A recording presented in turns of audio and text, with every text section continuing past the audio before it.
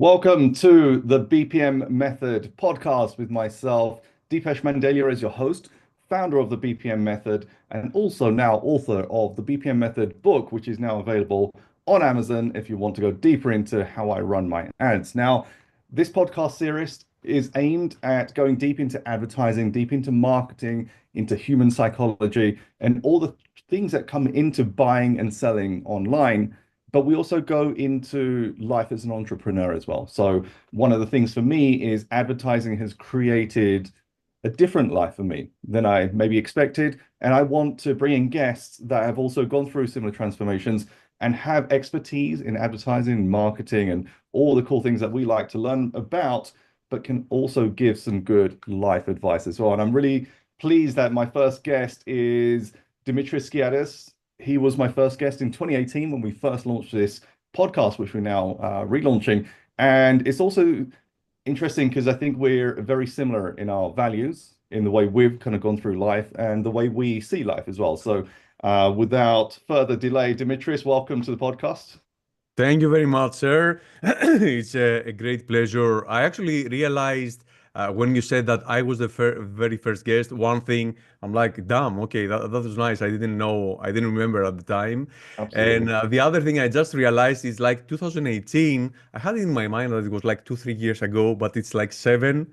And I look at our faces, like when we met, like I have a lot more gray hair right now. So yeah, I feel we're getting wiser. Younger, no, but I feel we are getting wiser. So thank you so very much for having me. Always a great pleasure, always an honor. It's the most important thing for me, at least in business. There are many people that I admire, I follow, I listen to their advice. And they are beast in business, but for me, it's very important to be a great person first, a great person that has like family values, that has personal values, and is the kind of person that you want to hang out. Is the kind of person that you will not only talk about marketing, and this is what's funny that you invited me to have like this podcast, and you said, okay, we are going to talk about marketing and stuff like that, related stuff. But always, I like what I like about our conversations, the private ones and the public ones, that they always get into the family, into the values, into the hobbies, into the time management, into various stuff other than being an entrepreneur. So thank you again. I really love it. Thank you for the invitation. I'm really happy to be here. Absolutely. So for our guests, so yeah, like 2018 is some time away, and a lot of people, especially in my community, the newer people may not know who you are. So just give us a quick intro about your background, who you are, and what you do. All right. So my name is Dimitris Chiadas. I am Greek. I live in Greece here my whole life. I wasn't always an entrepreneur or had that entrepreneurial mindset. So I started to be an accountant. But I realized that, age 27, 28, that I didn't want to be an employee my whole life. So I typed those magical keywords back in 2009. So I realized that now I've been into this game for 15, 16 years now. Make money online. I stumbled upon affiliate marketing with writing articles back in the day. It wasn't that popular, with advertising as it is today. And then I started learning about digital marketing. Google Ads were very, very famous. They still are, but this is where I started, and I learned a lot. I started working at various agencies till I took the big leap of faith 10 years ago, and decided to open up my own agency. As I started as a freelancer, I opened up my own agency. I started with dropshipping stores, print-on-demand stores, cash on delivery. I imported stuff. A lot of mistakes, a lot of failures, but a lot of successes as well. People wanted help and started asking about, hey, how do you do that? How do you do the other thing? So I started helping a lot of people with their basically e-commerce stores. I started getting a lot into conversion rate optimization, into Google Analytics, into Google Ads, Facebook advertising, and all that kind of good jazz. And around 2017, yeah, in 2017, I started teaching. Actually, 2016, yeah, we started teaching people, launching courses, and then and helping clients, achieve success. And 2017, I started hosting a high-end mastermind in Greece called the very beautiful name of the Greek Mastermind. I didn't put so much thought into it. And 2018, actually, Dipesh was one of my very first guests. So you came here, you came there here, actually. Yeah, I'm in Greece. So, and we had like a really, really nice time. So since 2016, 17, I've helped, I don't know, tens of thousands of people with free content to build and grow and scale their own e-commerce store to multiple six, seven, and eight figures, multiple paying clients as an agency, host of the Greek Mastermind, and various other projects. Among others, I also have a restaurant. Life works in mysterious ways. So yeah, I never, I never knew that I will become a restaurant owner. So this is one of the businesses, and here we are. Awesome stuff. So one thing I did ask you about is like your biggest giveaway for people that are listening. So the way I like to share information is give the big stuff up front. So I know, like, if you're writing a book, you put the big reveal at the back, or if you're doing a podcast, you lead into something really big and hook them. But I like to turn that around. So tell me, like, right now, we're in 2025, ecom, we've both been in the game for a couple of decades now. Ecom is always going to be here. Like commerce, buying and selling is always going to be here. Electric commerce is now where we're at. Who knows what happens in 10, 20 years time. But for the next 12 months, like what is your big advice? What are you focusing on, or what do you recommend other people be looking at? It's really funny that I don't have like a really big reveal or a big tip, hack, whatever you want to call it. It's like I find myself getting back into the basics, the fundamentals, the same thing again and again and again. So the one thing is, first of all, it's not only about e-commerce. It's about having an agency, selling a software as a service, affiliate, whatever. It's all about the offer. It's all about the product. How many times you've seen people, and I remember it really, really strong, especially in the dropshipping days where people were like, oh, I tested that product, it doesn't work. And then you have the other person who tests the exact same product. And this is something that I keep repeating. So if people have seen previous like interviews and stuff like that, this is something that I don't mention for the very first time. And you have person number two that tests the exact same product, but he doesn't forget about the marketing. Most of the drop shippers, especially, they're lazy people. Okay, and I mean this in a very good way and not in a bad way, because I used to be a drop shipper and I was lazy. I just wanted to test really, really quickly and just see and hope that it will turn up into a winner and we start making sales. Okay, sometimes that happens, but one thing that I keep coming back is that you never need to forget that you are a marketing. You do need to put in the work. It's not a push button solution. It doesn't work like that. So what I keep coming back to is that actually think about your offer, your product, your offer, and who is the ideal customer that you're selling that product to. Okay, which is the problem that you are currently solving? So all these people think about the winning product, or even the product. Well, let's talk about brands that they have already an established brands, and sometimes that goes up and down. It's not steady, etc., etc. Okay, sometimes you need to, not sometimes, always, all the time, you need to think as a marketer and think about, okay, who is my ideal customer? Why should they buy from me and not they buy from another competitor of mine? Okay, so we take the time to evaluate who is our ideal customer and how can I approach the problem solving. Okay,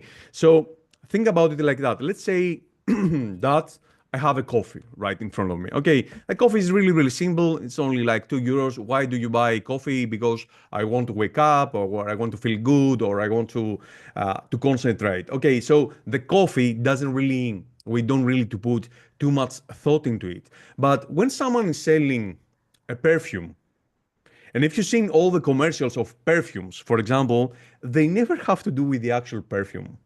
They have to do with charm. They have to do with man and women. They have to do with flirting. They have to do with sexiness, feeling desired. Okay, perfect. When we're talking about the car, depending on the car, and okay, I'm giving out different examples, but when we're talking about a car, if you're buying a Toyota, and I have nothing against Toyota, it's not about the status. It's not so much about the, oh, I'm feeling great. It's so much, okay, this car takes you from point A to point B. So you need to have in mind who you are talking, who is your audience. But when we're talking about a Ferrari, a Porsche, a Lamborghini, it's more about the status. The same thing with Rolex, the same thing. And, I keep saying all these, the big brands, but no matter what the product. I have another example. So lately, I have a problem with my right hand, a carpal tunnel syndrome, and another problem here with my nerves, and I'm in pain. Do I really care about anything else rather than solving my pain? I just don't want to be in pain. And I went for manual therapy, and we're discussing with the guy, and he says, "Oh yeah, business is steady, etc., etc." And I was thinking about advertising, and he said, "Oh, business is steady. Why? Because there are always going to be patients that they are in pain, and you will give anything when it comes. You don't think about the price tag when the offer is right. What is the offer right here? Why did I buy this? I bought this because I want to have my hand like that, so it's not in pain. Why do I go for manual therapy and acupuncture? Because I'm in pain. So I don't care about the price. Even if you said something really extraordinary, I would still go because I wanted to solve my pain. So to wrap it up again, because I opened it up like a lot, is thinking about who is your ideal customer and exactly about your product. What is the offer? Why? How can we make it irresistible? And a very good book that, and it's one of the very first books that I read 2000, I don't even remember, like 10, 15 years ago. It was from Mark Joyner, The Irresistible Offer. So I highly, highly recommend people get to understand and how they're going to become marketers. Again, put the marketer hat and promote the product. And here, if I want to add something else, is more about the content, because sometimes the content, the shooting, the video, the editing, the lighting, everything plays its role when it comes to promotion and advertising. I love it. So it's a big key teaching that we put into the BPM method. It's, when you look at any product, you need to identify the audience first. Then you need to identify what type of funnel to give them. And then you need to bridge the audience and the funnel with an offer. And it's exactly as you described it. It's not like, for example, hey, here's a phone, $99, do you want it? Like that's how a lot of drop shippers would run their ads. But it's more like, if you need to upgrade your phone, or if your phone's not working, or you want this feature, you want that, you're trying to find an angle into their life. So it's an opportunity, it's a desire, it's a fear, it's a problem they've got. And that's exactly why I'd say 90% or more of people that are selling online fail. They just don't identify how to, like, you can have the best products, you can have the best service, but unless you show them, the prospect, how they're actually going to use the thing or how it's going to benefit them, you're making assumptions. And I think that's clearly a huge part of your success as well. So Mark Joyner's book, The Irresistible Offer, a lot of people have taken that and kind of moved it into different places as well. Mm-hmm.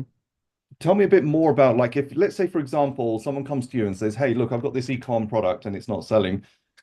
What's your process? Like, how do you identify whether it is the product that is the problem, or, if it's the offer or the funnel or something else? So first of all, what I like to do is that, okay, show me your results. Show me what you've tried first. Show me the landing page, show me the offer, show me the ad, I want to see everything. And, I can tell you a bunch of lies right now, but data never lie. Okay, sometimes they lie, sometimes, but 90% of the times they don't lie. So because I'm a numbers guy, I want to see what's going on behind the scenes. So many times, you cannot imagine so many times that people come to me and tell me, oh, dude, I have a brand and this product and it doesn't work. And all the nagging, all the when we start going more into deep dive into, okay, let's see why, because yeah, sometimes it doesn't work. Okay, of course. It's if it was guaranteed the success, we would all be multimillionaires right now and be in our own private island. But most of the times it doesn't work. Okay, so when something doesn't work for me, and I might sound a little bit off, but I'm happy because at least I tried something and I found something, an angle, the product, the offer, the funnel, the ad, the video, the thumbnail, the headline. I found a combination of all these things that doesn't work. So I start from there. And that, with that mindset, I'm like, okay, I didn't lose 20, 100, 500, 1,000. I just bought 20, 50, 100, 1,000 worth dollars worth of data. So I like to go inside and I use all the metrics that I have available to see what's going on. So for example, I don't want to go too technical, but I believe that some people might benefit from it. So for example, it doesn't matter if I run Facebook ads or Google ads or whatever. If I see that my CTR, and for those of you that don't know what CTR is, it stands for click-through rate. So how many people saw my ad and how many people actually click on my ad. So the higher that number, that percentage, the better, because it seems that we are relevant. No matter how hard you try to sell me, I don't know, something about a women's product, a women's makeup, I won't click the ad.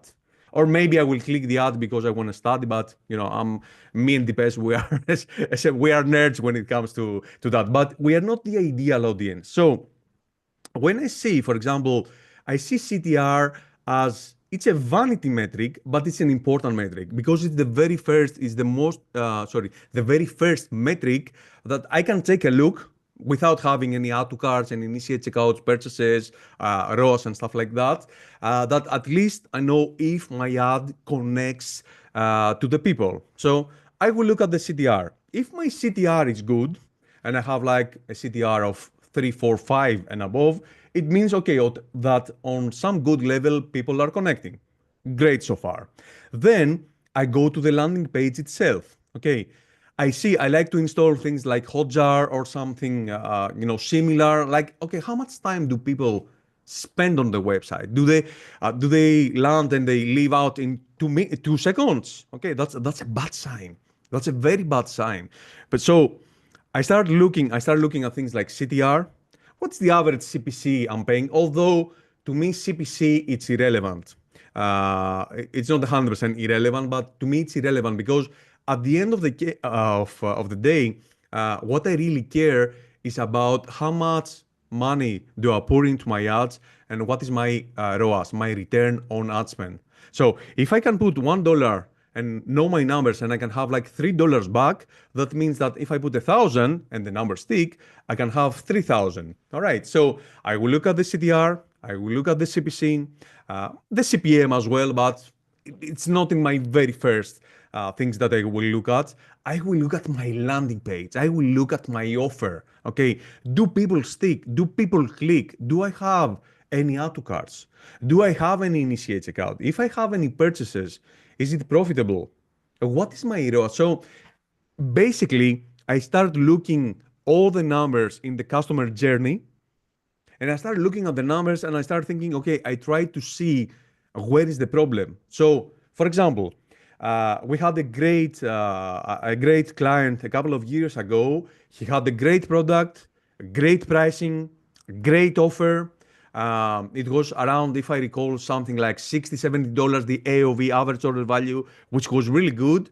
But the conversion stunk, like a great add to cart, great initiate checkout. All the numbers were looking great, the stats, the landing page, the funnel, the offer, everything. But he didn't get any sales.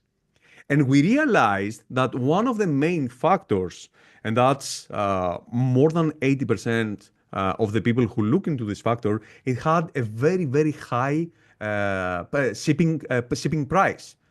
And I told him, like, dude, we need to fix that. Either we're going to do a test. So either we're going to reduce the pricing so we make it more desirable, okay? Or either let's test at least eliminate the shipping at all, the free shipping. And it doesn't matter, like we are just doing a test. We just want to test it out to see, is this really something that works? At first, he was reluctant. No, dude, I don't make any money. Like the typical entrepreneur, like which is we like to nag a little bit. Like I don't know, blah blah blah. But I told him, like, dude, let's do it. Let's do it.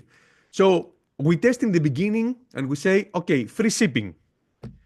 The results started improving, but not great. I'm like, what the heck is going on? Like, I was 100% sure that this is the thing. I was 100% sure that this is the thing. Yes, it did play a role, but that wasn't the thing. So what was the thing? This is where we come back to know your audience. So the product was being sold in a country that we use a lot of phone orders, okay, and a lot of cash on delivery, like here in Greece. So I told him, like, dude, let's test adding the phone so people can order not only online, but they can also order via the phone. Oh no, dude, I don't want to do that, and I don't want to hire another person, or I don't want to pick up the phone. The typical nagging. Come on, dude, let's test it. We are making a hypothesis here. We want to make a test, and we want to say no, I don't really want to. So we go back and forth. We go back and forth. I have my way. So he does test that. And then we find an amazing increase in sales over the phone. He wasn't happy because his conversion rate was still super low, but we were getting so many so many sales from via the phone, which he couldn't believe it. Was it ideal? No, it was not. But when we understood the market that we are talking to, okay, we understood that a lot of people, they wanted to pick up the phone and they wanted to order via the phone and pay with cash on delivery. We had other problems with cash on delivery, okay, but it's really, really important to understand and look at your numbers and try to put out the sentiment outside of it. I know sometimes sucks. I don't like losing money either, or my clients' money, but you have to put the sentiment out and start thinking, why wasn't it working? So hopefully that is helpful for people. Absolutely. So one of the things on my mind for the next 12 months is attribution. So if you have an e-com store and you're generating sales on the telephone, or you've got multiple traffic sources, so Facebook, Google, YouTube, whatever, what advice can you give on attribution? So I know, like, for example, you've got deep expertise in Google Analytics. GA4 is free and people can install it. I use Google Analytics plus Wicked Reports. So Wicked Reports does a deeper integration. It looks at your payment providers, goes into your email and ties everything together as well. Share a bit about your kind of advice when it comes to attribution. So here's the thing. I want to start by saying this. No matter which tool you use, your data will never be 100% accurate. Even before 2020, I believe it was, with the iOS 14 madness, where we all freaked out, and the attribution and all this madness. Even back then, Google Analytics was not 100% accurate. I don't have an experience with all marketing tools, but I have found something that works at least for me. So for me, it's really, really important to use whatever the tools you are being given by Google and are free, okay, I will use it to my favor and my client's favor. So what I will do, I will install Google Analytics.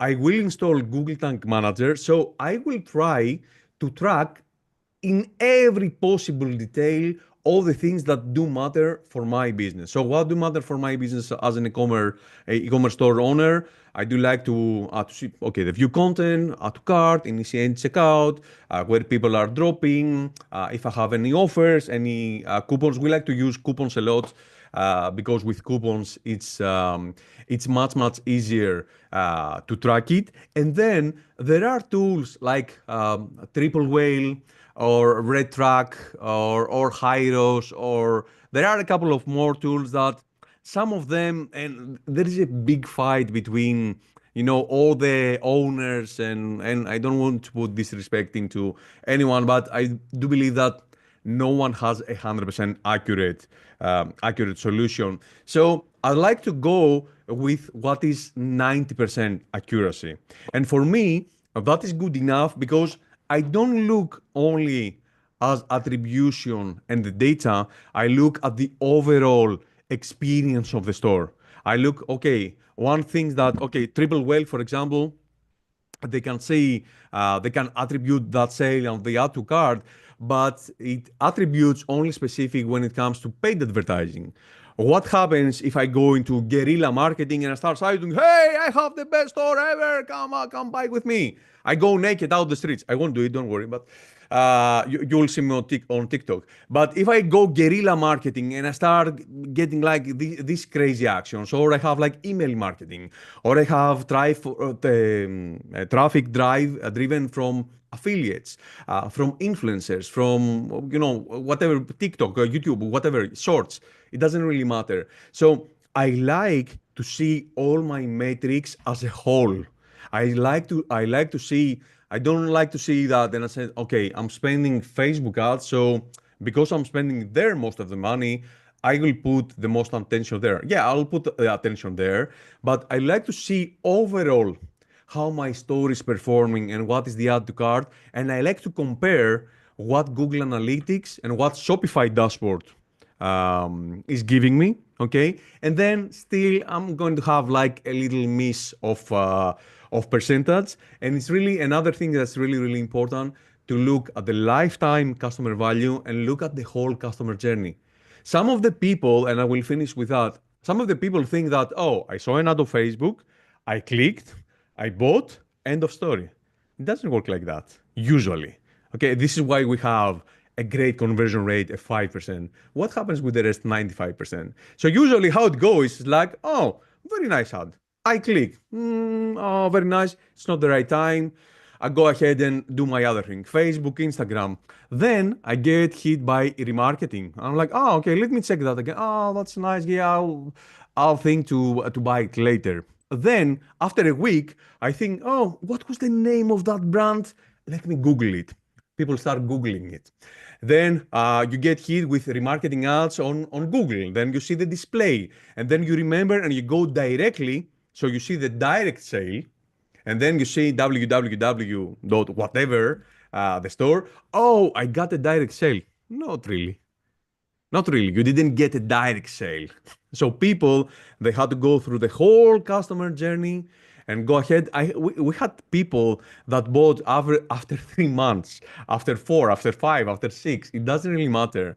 And not only in e-commerce, like in my business, in my agency, I had people buy after 3 years. It's not always at the right time. So my recommendation, to wrap it short, Google Analytics, Google Tag Manager, make sure that you have everything there under the radar. If you want, try to find a tool like Triple Whale or Wicked Report, something that works for you. Because some of the people say, oh, Triple Whale is the best. I don't know. I'm not 100% sure if it is. You say Wicked Reports is the best. I haven't really tried them. But find something that works for you. But for me, Google Analytics and Tag Manager and all the attribution that I can give using like the UTM sources in Facebook and Google works pretty good enough for me. And looking at your store as an overall entity. Question for you on a more personal note, like what motivates you day to day and when it comes to business? Is it, e-commerce, running your own e-commerce, doing client stuff, research? Like what's your thing that if you're doing that tomorrow, you're going to sleep excited? I've done everything. Not everything, but I've done a lot of different business models. I had drop shipping stores. I imported stuff from China here in Greece. I had another partnership in USA. I've done print on demand. I work as an agency. I work as a coach. I work as a consultant. I've done research for products. I work with CRO,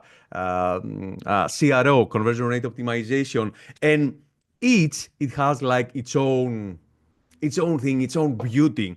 But for me, I realized that where I thrive the best is that when I help others and work as a consultant, or when I look at numbers. Like if somebody tells me like, dude, my story is not working. I need help as a consultant, or I need help as a CRO consultant or Google Analytics. This is where I thrive the best. Why? Because I wanted, first of all, to have the experience. This is why I built my own brand, a small brand here in Greece, which eventually failed. But I really wanted to understand the whole process. A lot of courses were like, "Oh, you import stuff from China. Oh, really? How? What's the process? Oh, it's really easy." No, it's not. I'm telling you, it's not easy. It's not difficult, but it's complicated. So I really wanted to understand the whole process of like, okay, building the product, advertising, opening, gifts, coupons, selling, customer service. And I realized, oh, for example, one thing that I really love is like one day I picked up the phone and I did all the abandoned carts. I did it myself. I could have, get an employee to do it or something similar. But why did I get to do that? Because I learned a lot just from picking up the phone and say, "Hey, hi, my name is Dimitris, and I'm calling from X store. By the way, we started receiving your order." It's like the wording, the naming, and stuff like that. We started receiving your order, but eventually it didn't came through. Like, what happened? So you get real life feedback from people that, okay, this is why it didn't work, or this is why someone said, "Oh, call me after 5 minutes." He never picked up. Another guy says, "Oh, I'll do it later." He never did it. Oh, someone said, "Okay, yeah, let's do it right now." So one of the things that I really liked was that. So one part of the business, but customer support, oh my, kill me now. Kill me now. Oh, where is it and why it's not? And blah, blah, like, okay. So I realized after doing all these aspects of running an e-commerce store, I realized that I thrive the best when someone tells me like, I have a problem, I have the data, my site is not working, let's fix it together. So this is what I really enjoy. But everything has its own, favor and beauty. One of the things I'm deep in right now is AI. I'm curious to know whether you've looked at AI and whether you're using AI and whether AI's helped you with the work that you're doing day to day. A ton. AI helped me a ton because, you know, something sometimes you love to get nerdy and you love to get into your own world and look at data and look at analytics and stuff like that, but sometimes I believe that you need the help of technology because no matter what we do we are still human beings and we need the technology to help us. So stuff that AI has helped me and is helping me day-to-day basis. So I can take a report from Google Analytics or from Google Ads and see, okay, compare like two different periods on the same product. I can compare and like, okay, what is the result? What should I change? I can compare headlines in Google Ads based on the results and the reporting. And like, okay, based on what you see right now, please give me recommendations to write better ads. Sometimes, and I admit that, I am lazy or I cannot think through or a really good headline. I'm like, hey, ChatGPT, this is my product, this is my store. Please come up with some headlines so we can test. So I use it in very multiple ways. But here's the thing that I want to say: that ChatGPT is not 100% always accurate. Okay, it's still evolving and learning. And I realized by some minor, I need to admit, testing that every time that I try to combine, sorry, I try to think it in English. I try to combine what AI has given me and I like to put my twist into it. Usually it tends to perform better because AI is AI, but it doesn't have that human touch. And remember that no matter what we do, we are talking to humans, especially in advertising. So yes, for a reporting and analyzing the numbers or give some, projections or stuff like that, amazing. But when it comes to copywriting, I don't like to blindly follow everything that it gets because the results, yeah, are going to be good, But I've realized, and that's my own results, that I've realized that when I put the time into, okay, I like to take what AI, what ChatGPT gave me, okay, and I like to make it better, usually it tends to perform much better. A lot of the people in the community are in e-commerce for clients, and some of them are doing e-commerce for themselves. And both of them are difficult. Both of them have different difficulties. Like if you're running your own e-commerce, you're learning everything from bottom up, like product sourcing, fulfillment, everything like that. And it's its own headache. There are ways to overcome it, so print on demand and drop shipping and things like that, where you can kind of push logistics and some of the customer services maybe to somebody else.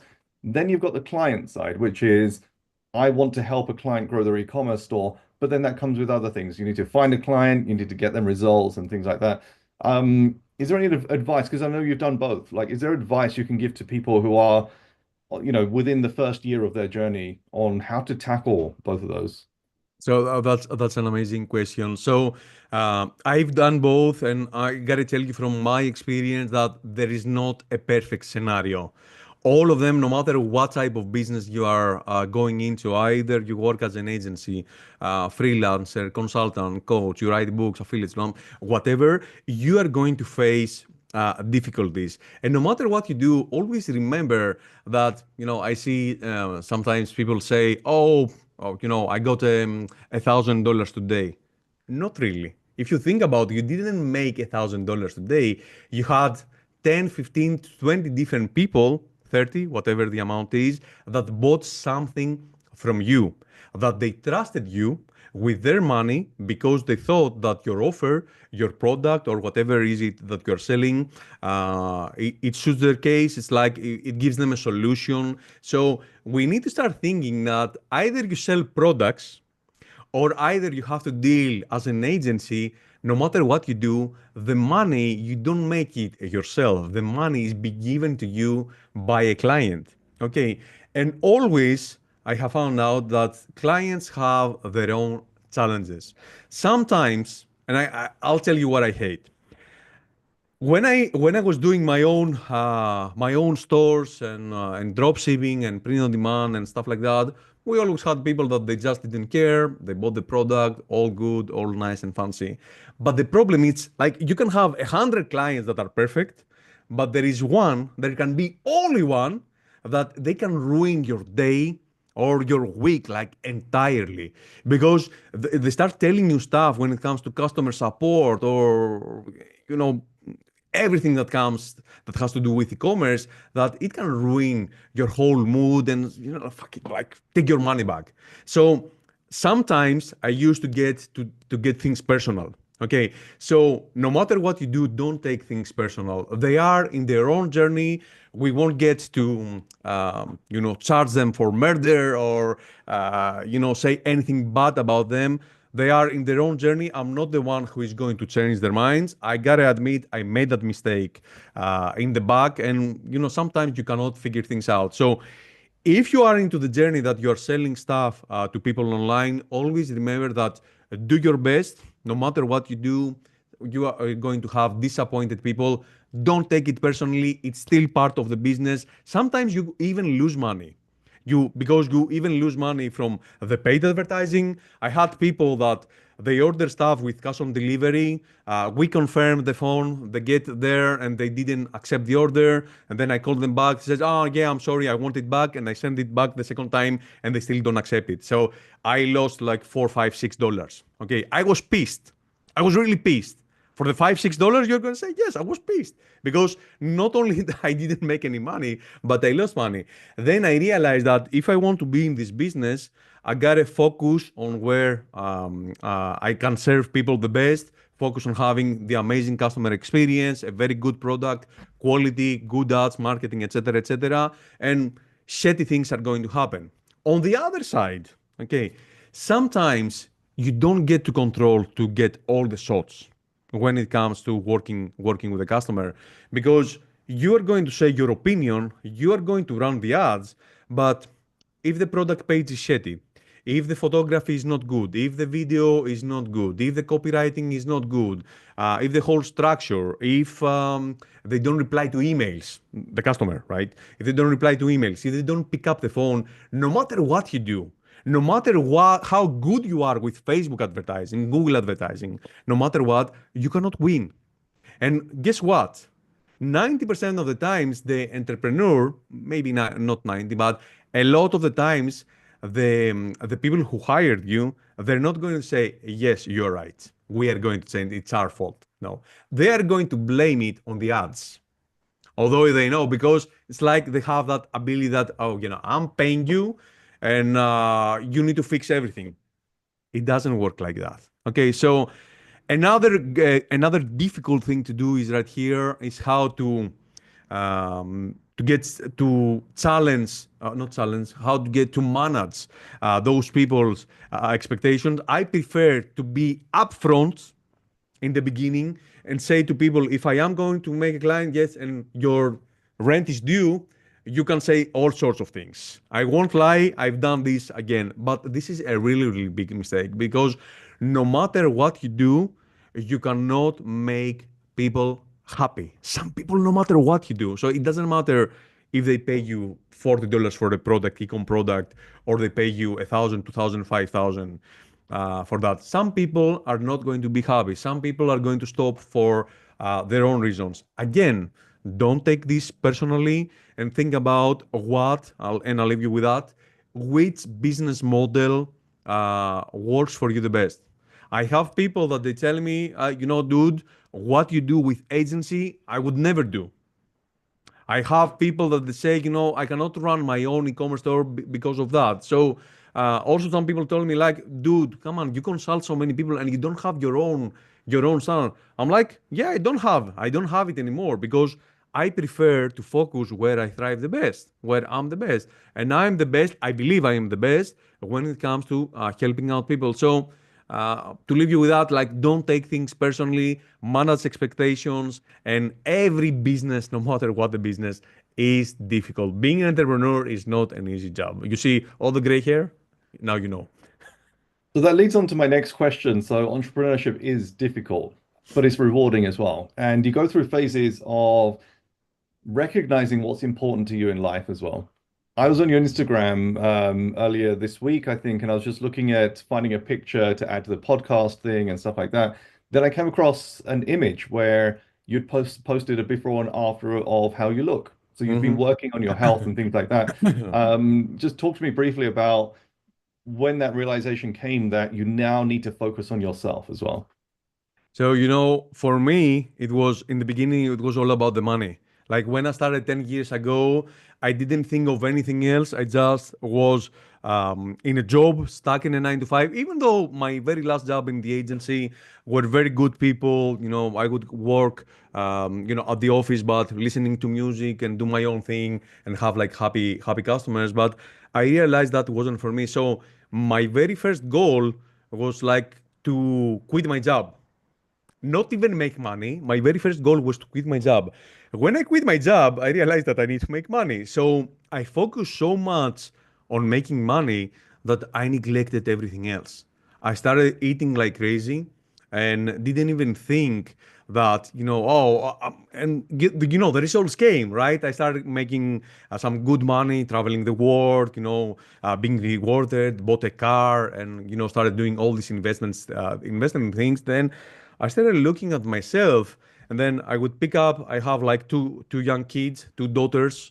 They are 8 and 4, and then I realized that I would pick my daughter or would play, and I would run out of breath. And I'm like, damn, is this what? Are you proud that you cannot pick your 1 year old?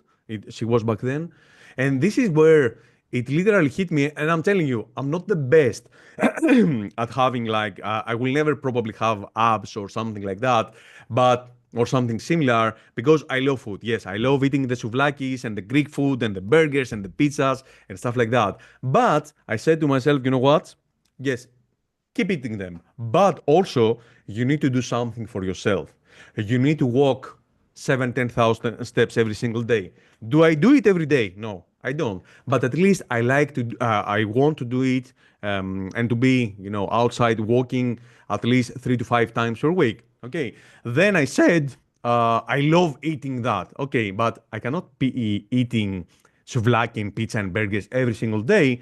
I will also eat the nice, nutritious food, the lentils and the peas and the whatever. Do I enjoy it? Not really. Not really. But sometimes you have to do the sacrifices. And then when I look at myself and I started looking better, I didn't have any abs, I didn't have any big muscle, but I felt better. I was better. I could play with my kids. And then you realize, and I leave you with this, like we have a saying from ancient Greece that they say, if I can translate it roughly, said that your mind needs to be healthy and also your body needs to be healthy. So a lot of the times as entrepreneurs, we focus so much on the money, that we get to neglect ourselves. And I think that a lot of us has been through a similar phase. And then you realize that, you know what, dude, I also need to fix the body. Then you realize that, okay, the body is good, the mind is good, but where is your family? Where is your free time? I started looking at my daughter, which is now, she's almost 9. And I'm like, oh, where the years gone by? So sometimes, not every day and not every week, but sometimes, you know what? I say, no, I'll go to the office later. I'll go pick up my daughter from school. I'll go pick up her from her taekwondo. I'll go watch her recital on ballet. I'll go to watch her fights on taekwondo. I will skip the office completely, or I'll just work maybe at night for a couple of hours. So then I realized that in every sector of your life, you need to have some balance. It's not only the money, it's not only the body, it's not only the family. Sleep. Also, I was always sleep deprived. And even when at 1 a.m., 2 a.m., 3 a.m., I would lay down to bed, I would still think about how can I make more money? And then I didn't have like a good sleep. And then I would wake up at 8, 9, and then start the circle again. No, it doesn't work like that. Some people might say, some people might disagree. But for me, it's more important to have like a balance, have time with my wife, okay, go on trips together, have time with my kids. Later, I'm living right here and I have a band, a music band that I play. So for me, right now it's almost 8 my time and I have the practice with my band. I will go do that. Oh, you could be hustling or you could be making money. Yeah, probably I could. But for me, it's important as well to practice a hobby that I like, to spend time with my wife, my daughter, my parents. Everybody's parents, nobody's getting any younger. And I realized that, my parents are 70, 71. Probably in 10 years, who knows? Maybe they will live up to 100. I don't know. But I want to spend more time with them every single day. I talk to my mom and dad every single day.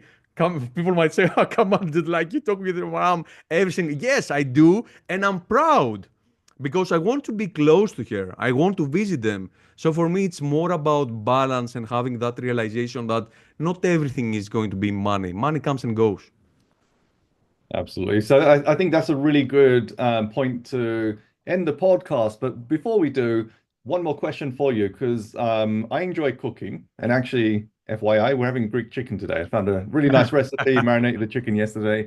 We're going to put it in wraps and, all the cool stuff the trimmings that come with it as well. What's your favorite food? What would you recommend the listeners to try out? Oh man, like, you cannot go away from souvlaki, like either with pork or either with chicken or either with like we have different kinds of meats that you can try. Like a souvlaki wrap with pita is like the most delicious, dirty, super dirty, but super delicious Greek food that you will enjoy. Or if you want a more healthy option, I would say a very nice Greek salad with red tomatoes and a big chunk of feta cheese. Like that, you cannot go back. You cannot go wrong with that. Absolutely. Good stuff, Dimitris. It's been great having you on. Golden nuggets as always. If the listeners want to find out more about you, where can they go and follow you?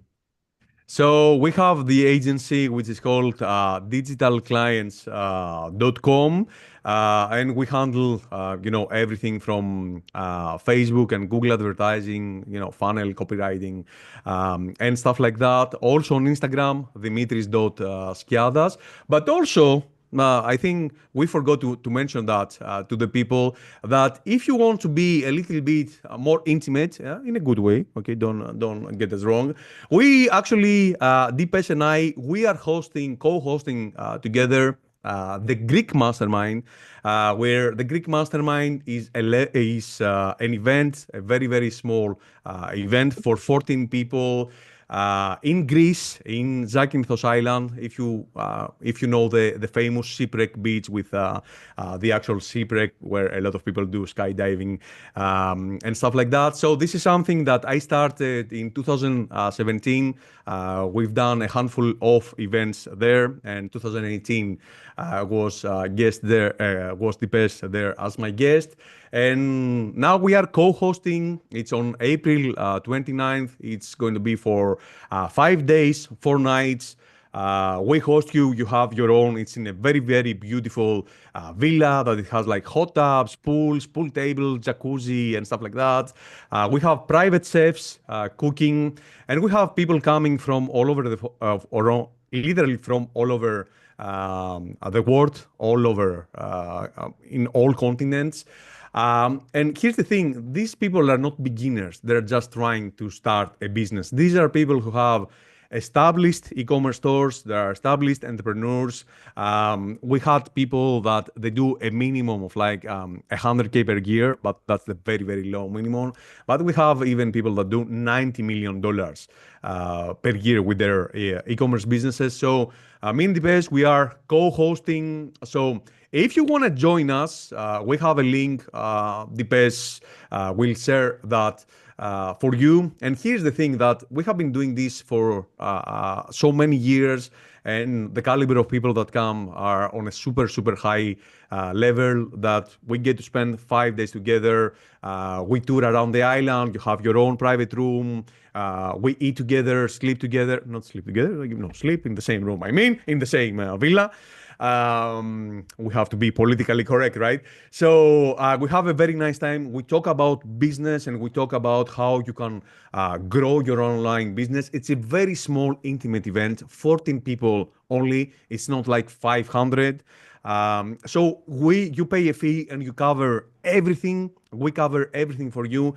And we are so confident that if you come to the event and for any reason that you don't feel that the whole trip was worth it, I'm talking to Greece, right? Then we can go swimming and stuff like that. We will go swimming.